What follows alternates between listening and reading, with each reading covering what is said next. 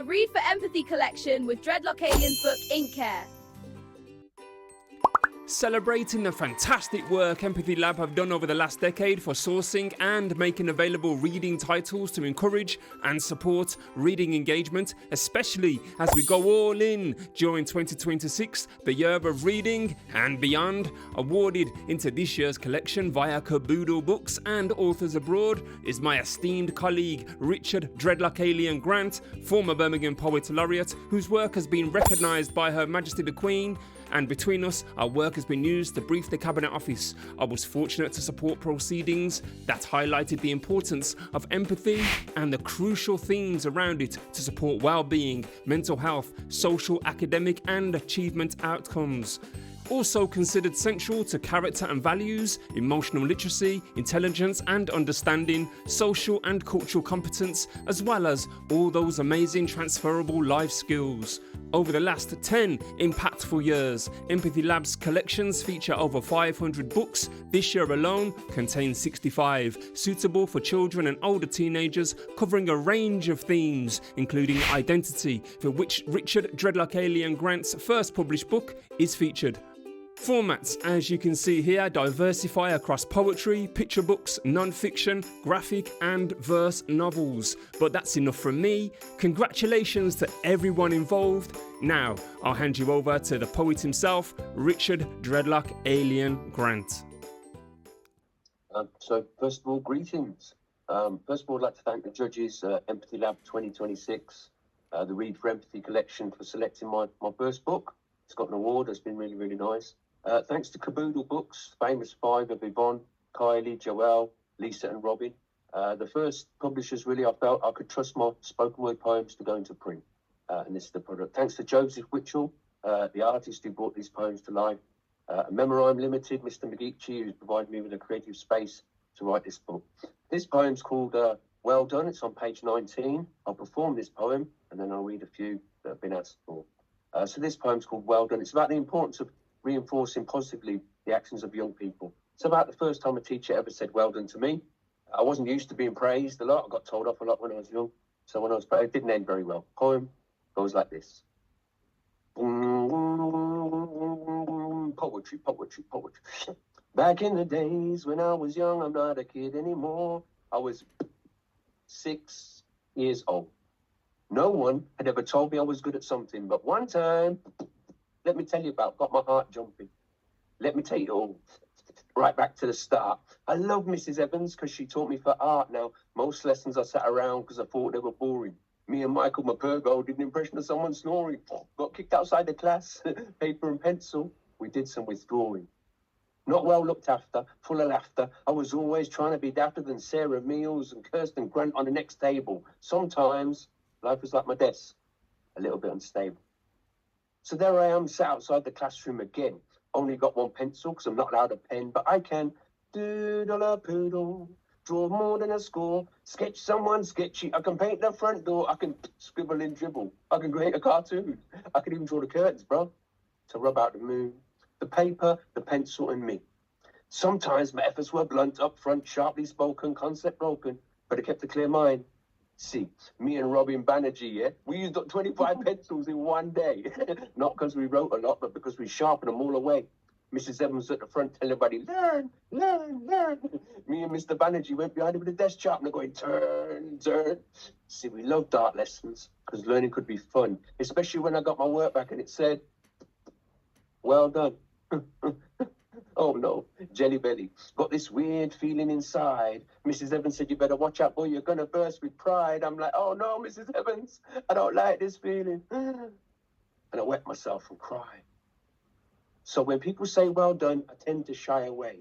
But you can always rest assured or remember what you say. So whether you're a teacher, a poetry judge, a librarian or a mom, just remember the importance of telling our young ones, well done.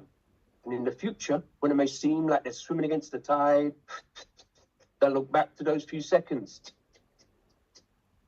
and how you made them feel so good inside.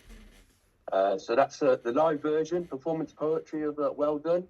That's on page 19 in my book. My book's actually called Ink Air, which is a bit of a play on words. That's what I was when I was growing up. I wasn't really given a nationality. I was an ink air child. from Incarania. I don't know where that would be. Nowadays, it's a looked after child. So this is the title poem, page 28, called Ink Air. Looked after, listened to, but very rarely heard. Sometimes life can seem so absurd. New faces, more cases than your needs need. Talked about in a language that you can't even read. Moved from pillar to post. No pillows or posts. Looking for a new family, but I miss mine the most. Many different ideas of a sit-down Sunday roast. I never knew there's so many ways to burn the toast. Respite for the night that turned into forever. Court orders say the return date will be never. Always make sure I have a paper and pen. I write to me mum and say, we want to come home again. Forget writing, start fighting, and then we run away. We can stay out all night and all day. It does get cold when you're 10 years old and you're told how your life will unfold. So that's the Ink Air, that's the title of that poem. But this is one of my favourite poems from the book.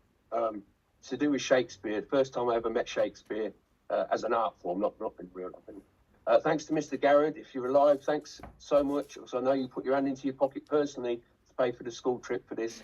We all went to see Shakespeare. It goes like this. My first blackter. I made that word up. The first time I saw a dark-skinned man upon a stage was Romeo and Juliet. I was 8 years of age. We went to Stratford-on-Avon with me school. Leather trousers, motorbike. He was so cool. He was Tybalt, one of the fighting brothers. I remember him just more than the others. For a full few minutes, he took the stage glory. Shakespeare version of a West Side Story. I was not making it up. It was his real skin. I bet in real life he would always win. So awestruck that I actually cried. Scene 3, I could not believe he died. I remembered that moment for 50 years. Live poetry had seduced me to tears. I want to be Tybalt under the limelight. I'm going to give it all and get my rhymes tight. I read Shakespeare from cover to cover, and I was searching for that black and more, brother. Be it to see it, be it to see it. That's 27, page 27. And I'd like to finish tonight with a poem called Respect, dedicated to all the teachers.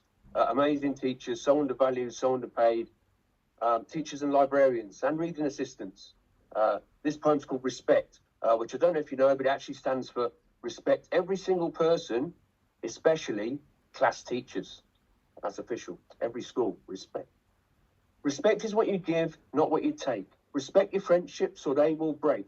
Respecting letting others take their turn. Knowing that mistakes is how we all learn. They pay us their time, we return with interest. Teachers get us to do our best in the test. They put plasters on our knees and they wipe away tears. They manage disasters and they confront our fears. Kindness and patience are their best features. Respect every single person, especially class teachers. Builders of life character, values and moral virtues. It's not how we win, but what we do when we lose. New smiling faces, new class places every September. Your favourite teacher you will always remember. The one who read stories and filled them with laughter. From once upon a rhyme to a happily ever after. Thank you to all the adults that help to teach our young. On the ladder of life, learn to reach the next rung. To set out tasks and know exactly what to expect. To all of our teachers, we give the greatest respect. It's me done, hopefully. Thank you. Thanks to everybody who's waiting for me book. Available at all good bookshops, school bookings from Caboodle Books, Authors Abroad. Thanks for watching. My name is Alan Curley McGeechie, CEO of Memorhyme. Take care and bye for now.